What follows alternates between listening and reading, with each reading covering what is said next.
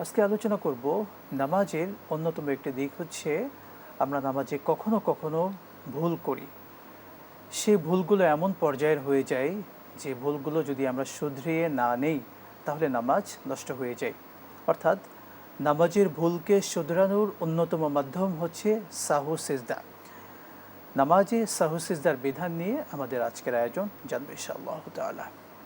মুহতারাম, আজকে যে প্রথম প্রশ্ন আমরা নামাজে সাহু সিজদার বিধান নিয়ে জানবো, এটার প্রথম যে প্রশ্ন, নামাজে কোন কোন ভুলের কারণে সাহু সিজদা দিতে হয়? আলহামদুলিল্লাহ ওয়াহদা ওয়াসসালাতু ওয়াসসালামু আলা সাইয়্যিদিনা মুহাম্মদ ওয়া আলা আলিহি ওয়া সাহবিহি আজমাইন। কোরআনে কারীমে আল্লাহ তাবারাকা ওয়া তাআলা বলেছেন, ফাসআলু আহলা যিকর ইন কুনতুম লা তা'লামুন। ইসলামের যে বিষয়গুলো তোমরা জানো না, বোঝো না, এটা বোঝার জন্য প্রশ্ন করো। আলহামদুলিল্লাহ, আপনার প্রশ্নটি সমসাময়িক বিষয়ের জন্য খুবই যথোপযুক্ত হয়েছে।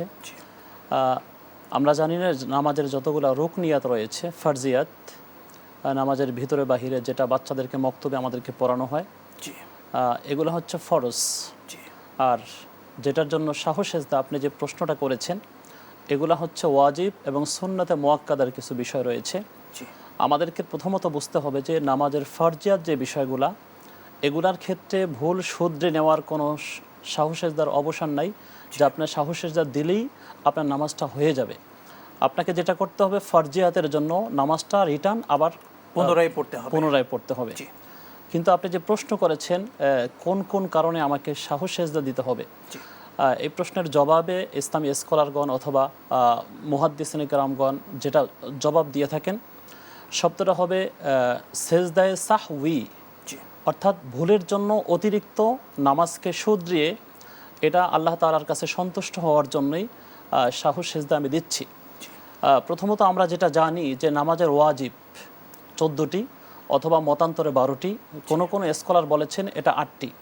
আমরা যেভাবেই ধরি, এই ওয়াজিবগুলো যদি আমার কোনো সমস্যা হচ্ছে, কখনো আমার কাছে মনে হচ্ছে, তাহলে আমাকে সাহু সিজদা দিতে হবে। শুধু কি ওয়াজিবের জন্যই সাহু সিজদা দিতে হয় নাকি অন্য কোনো কারণে? ওয়াজিব ছাড়াও আমাকে সুন্নতে মুআক্কাদার যে গুরুত্ব রয়েছে সেটাও যদি ছুটে যায়, আমাকে সাহু সিজদা দিয়ে তাহলেই আমার নামাজটাকে সম্পূর্ণ করতে হবে।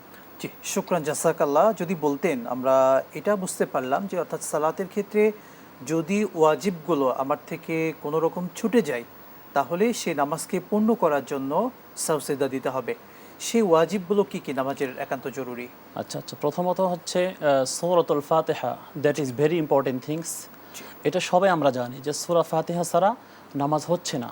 হাদিস শরীফে রাসূল করিম সাল্লাল্লাহু আলাইহি ওয়াসাল্লাম বলেছেন, লা সালাতু ইল্লা বিফাতিহাতিল কিতাব। সূরাতুল ফাতিহা ছাড়া আমাদের সালাত হচ্ছে না। একদিকে আমরা ফরজিয়াত দেখি, কেরাত পড়া ফরজ, আবার সূরাতুল ফাতিহা পড়া হচ্ছে ওয়াজিব।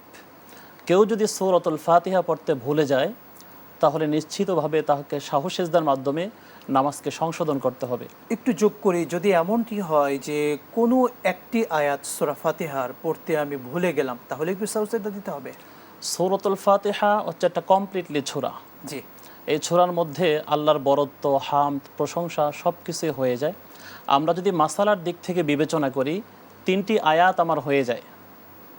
তবে সূরা ফাতিহা আমরা জানি এটা ওয়াজিব, সুতরাং যদি একটি আয়াতও ছুটে যায় তাও তাকে কিন্তু সাহু সিজদা দিতে হবে। সাহু সিজদা দিতে হবে। জি, শুকরান। এরপরে যে ওয়াজিবগুলো বলতেন? এরপরে হচ্ছে তাশাহুদ পড়া, এটা ওয়াজিব। জি। এটা আমরা বিভিন্ন ভাষায় শুনতে পাই, অথবা বিভিন্ন মসজিদের খুতবা যারা দিচ্ছেন তারাও বলছেন যে তাশাহুদ পড়া ওয়াজিব, এটা ছুটে গেলে আমাকে সাহু সিজদা দিতে হবে। কিন্তু আমি এটার সাথে সবচাইতে বেশি ইম্পর্টেন্ট জিনিসটা আমি অ্যাড করতে চাচ্ছি, কারণ আমিও কোনো এক মসজিদে খুতবা দিচ্ছি, আমার পিছনে হাজার হাজার মানুষ নামাজ পড়ছে। তো আমরা যারা দেখতে পাচ্ছি যে রুকু সিজদায় দেরি করা, এটা হচ্ছে না। আমরা দেখি কেউ রুকু থেকে উঠলো, সাথে সাথে সিজদায় চলে গেল। কিছুটা দেরি করা, 1 তাসবিহ পরিমাণ। এরপর হচ্ছে 2 সিজদার মাঝখানে সোজা হয়ে বসা। এখানে বসেও আমাকে 1 তাসবিহ পরিমাণ, সর্বনিম্ন 1 তাসবিহ পরিমাণ বিলম্ব আমাকে করতেই হবে। যদি এটা না হয় তাহলে ওয়াজিব ছুটে যাবে, আমার নামাজটা হচ্ছে না। সুন্নাহ কিন্তু 3 তাসবিহ পরিমাণ সময় বসা, 3 তাসবিহ পরিমাণ। কিন্তু মিনিমাম আমাকে 1 তাসবিহ পরিমাণ। 1 তাসবিহ বলতে আমরা কি বুঝি যদি বলতেন? যদি এমনটা হয় সুবহান রব্বিয়াল আযীম অথবা সুবহান রব্বিয়াল আ'লা, এরকম একটা তাসবিহ হতে পারে, রুকুর তাসবিহ হতে পারে, সিজদার তাসবিহ হতে পারে। এটা পড়তে যতটুকু সময় লাগে, সুবহান রব্বিয়াল আ'লা পড়তে যতটুকু সময় লাগে, এই পরিমাণ সময়টা আমরা বুঝি।